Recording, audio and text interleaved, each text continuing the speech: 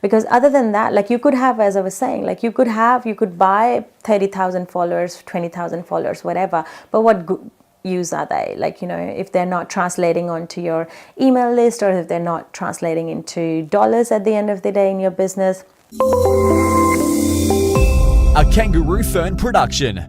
Welcome to Guerrilla Podcast, Fresh Eyes. The beat that makes you feel good. A weekly podcast that features interviews with social change leaders or individuals that aims to bring audiences good stories to motivate their own social impact efforts. Now, here's your host. Hello, Humanista. This is Miko Santos again for another episode of Guerrilla Podcast. Welcome to the show. Before everything else, can you tell us about yourself? Yeah, sure. I'm Neha. Really glad to be here. An Instagram strategist. I mainly work with women in small businesses, but also with different kind of businesses with men and women. Have been here in Australia for 14 years. So Australia is home for me. And I started this business not too long ago, actually. But before that, I have done various things. And I've got the marketing background in corporate. I've worked with insurance company to non-for-profit in different roles. My last role was as a brand and communication head for an insurance company where I was leading a team of about 10 people there. So, yeah. Why live on that? How it started the business? Is yeah. that because frustration in the advertising? Yeah, I started off in advertising, but then I moved to marketing and the client side.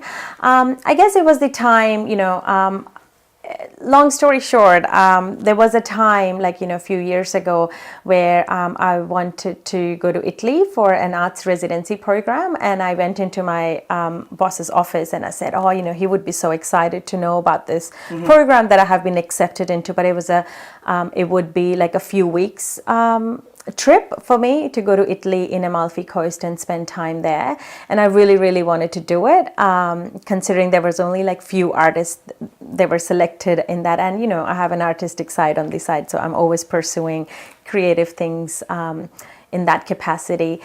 But when my boss refused it, he said, oh, no, we're going through a merger, we can't let you go right now and take a long leave. And that was a moment for me where I realized that, can I spend next 40 years, at the mercy of someone else telling me what to do, where to, when I can go and when I can't, and also the type of work as well, so even then, I pursued it. I went ahead, I quit my job at that time, and I went ahead to do the arts residency in Italy. And when I came back, I again joined marketing and advertising industry again. But it was always in the back of my mind that, it can't be like this forever. And when I had my son, that was the time when I realized that, I really wanted to be with him. I wanted to choose my hours. I wanted to do the kind of work that would fulfill me. And not just sacrifice my soul for just money all the time and not have that churn of 9 to 5 and on repeat. It has its own benefits, but it wasn't for me. So that's when I started delving into different things. I wasn't sure what I wanted to do at that time. My son was my focus as well. So that's how it kind of started. So why Brain Glider? How do you come up with that say name? Yeah, I get that. Business. I get asked that. A lot. It was. I have a huge interest in psychology, and I wanted something coming up with a name is just such a big task. And I was like, oh my God, I was wrecking my brain. I was like, oh my God, what should I call it? I didn't want to put my name on it because I wasn't sure exactly what I wanted to do with that. So I knew that it had to be I wanted to combine the psychology and the science behind the marketing side of things. So that was that. And also glider, because it helps you to glide through the customer's brains basically and make an impact and have a new direction for them to think about. So I think it was just I was driving down, I think, picking up my son or something, and it just came to me. I was like, brain glider, and I'm going to stick with it. Yep, that seems fine, because brain for psychology and gliding for making, gliding through the people's brain, basically. So these times there's a lot of social media platform. There's a Facebook, there's a YouTube, Snapchat, Instagram, and TikTok. There's a lot. Why you are focusing on Instagram? What is the difference of Instagram to different platform? Yeah, as you said, there are so many platforms, and you could go berserk, mastering all the platforms. You could be on YouTube, Facebook, or whatever, but Instagram, because it's one platform that lends all my strengths really well, and it was a natural sort of coming to a conclusion for me as well, because it started very organically for me, and I, for a longest time, people would tell me, why don't you post your photos on Instagram? And I didn't have a purpose to post it. I wasn't too much into sharing my content at that time. I thought I didn't have anything meaningful to say on the platform at that time, and I didn't want to just do it for the sake of it. But when I started doing it, it started gaining attraction.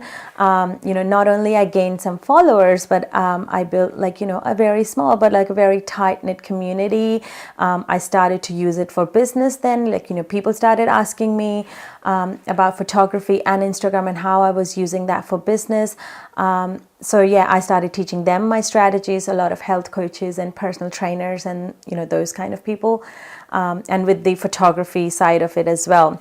So it lends all my strengths really well. It includes writing. It's a great platform to really convey your message visually in a few seconds, and that's what I love about it. And I know different platforms have their own strengths as well, but for me, I think Instagram just feels more homey, more personal, and it has a different feel to it as well, which has really worked for me and my clients as well. So yeah, I think it's just and that's when I just started to focus on focusing on Instagram. Getting other. Yeah, not at this stage, because even from marketing point of view as well, I have a lot of expertise that I bring in from copywriting, from marketing strategy, because Instagram alone doesn't work as well. It's a mistake that people think that, if they just go on Instagram and they just promote and they shout their brand name to others, it'll all be fine. But that's not how it works. In marketing, it's not just one thing that works. It's different pieces of the puzzle that have to come together, and they work beautifully in an ecosystem together. So I do have strengths in other areas as well, the website and the copywriting and the technical side of things and the email marketing, which I bring at a later stage. But, Instagram is how I attract people. Instagram is how people come into my world as well. And this is one platform that I use heavily to promote myself and make meaningful connections with my people as well. So it just makes sense to focus on just Instagram for now. Yeah, and maybe it will change in future. I don't know, and I don't want to get stuck with that either. But for now, I think I'm really enjoying the platform. People see that I have, strengths to use that platform as well, and it has gained traction in my business. So it has worked really well for me. So Instagram is an up-and-coming platform as well. So, from that point of view as well, it just makes a lot of sense to focus on that platform. When you open your business, have you researched that? Are you the only one who's doing this? Focusing on Instagram for business? Or you have any other competitor in Australia that you think of? I think there are a lot of people doing Instagram for business. I'm certainly not the only one. What is the unique?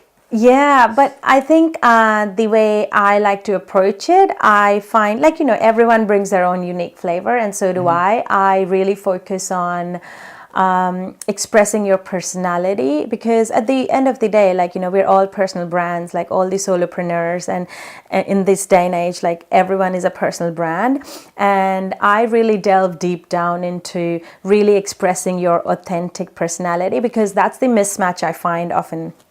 Big companies and people would come to me and, they would have all the marketing material, have all the posts, and they would be like, oh yeah, we're posting every day, but like nothing is happening, we're not gaining the clients and stuff. And I think one of the biggest myth around is if they just like keep posting it, like somehow it will work. But like you really have to delve deep into who you are, what you stand for, what your values are, who you are as a person, what your brand stands for, and do all the foundational work first, and then sort of start promoting it, because otherwise you're just diluting your message. People don't know what you stand for. Like you have lots of pictures of your cats and dogs and your personal life and your vacations, but they don't know like what exactly. And I am really good at capturing all of that and synergizing that visual impact. That certainly, like, someone lands on your profile, they have a very good instant idea of who you are, what you stand for.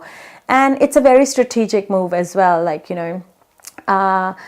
because when you put thought behind things and make it more intentional, it works for you because it's synergized and it's synchronized, So next question is, so the listener and the who watching right now, how to get organic follower, especially if you're in business?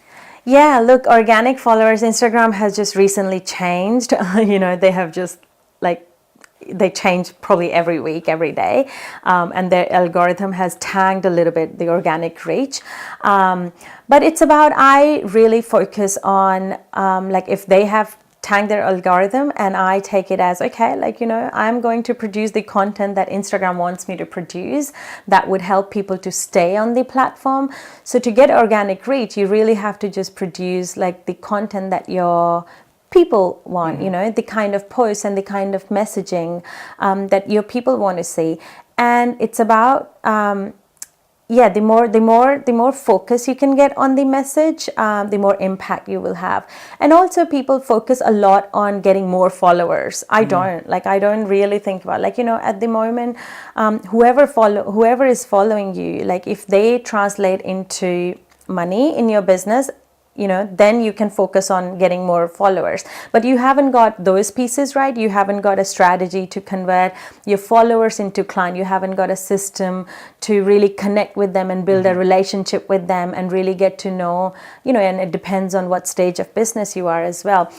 So talking about getting more followers is just a wrong question at that stage. And I think that's also the mindset that a lot of people get. Only if they have thousands of followers, they would be fine. But they won't be, because they haven't got anything after that to lead them, to guide them, to become a client after that. Because at the end of the day, it has to translate into money in a business. Long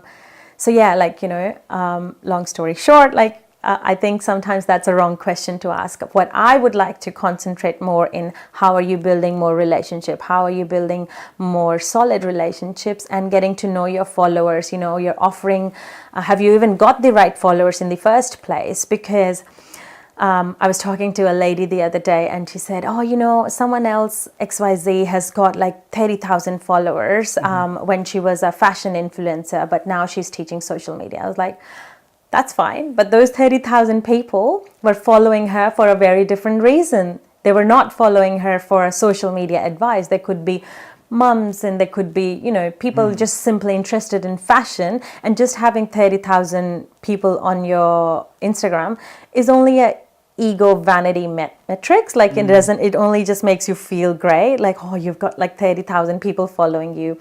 But other than that, you have to do a lot more to guide those people, add value to their life, solve their problems, what they're looking for, and then strategically take them to the next level to buy from you. So and I think I take a huge pride in bringing all of that expertise in Instagram, because I don't just teach the top side of Instagram. It's also about what kind of content you create and, strategically placing, putting all the pieces of puzzle together. So you're saying on Instagram is content is important in a story to reach future customer or future followers. So as you said, there's some people think if you have got a lot of followers, you're okay. Famous. What do you say about, because if you see on internet, there's you can buy followers, you can buy likes. What do you think about that? Oh, I think some company they buying that to make it more follower on their Instagram. Yeah. What do you think the ill effect of that? Yeah, look, I think it's going to die very soon because, people are getting very savvy. They're very smart now, and more people know, about the automated, all the, the techniques that people are using, the tactics people are using to get followers, and all of those things. And they're, in the first instance, they might be. If someone lands on your profile and they see you've got 30,000 followers, they might just give in to that. But at the end of the day, you have to prove your value over time to them. You have to build that relationship through the content, through telling your story in a way that connects with them.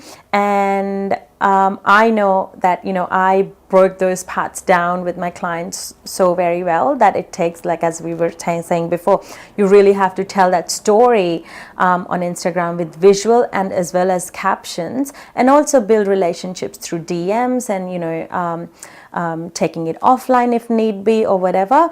And it's a mix of all of those things that really strengthens your connection with your followers. Because other than that, you could have, as I was saying, you could buy 30,000 followers, 20,000 followers, whatever, but what use are they?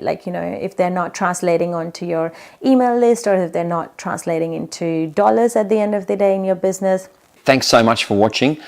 I hope you found this video helpful, and if you did, please don't forget to like, subscribe, and hit the notification bell when you're notified when a new episode is posted. If you enjoyed this episode, be sure to subscribe so you're notified when a new episode is posted in Apple Podcast, Google Podcast, Spotify, Stitcher, or via RSS. While you're at it, if you found value in this show, rate and review this podcast and share it with your friends. If you have any questions, feel free to reach out to us, and if you want to know more, check out kangaroofern.com.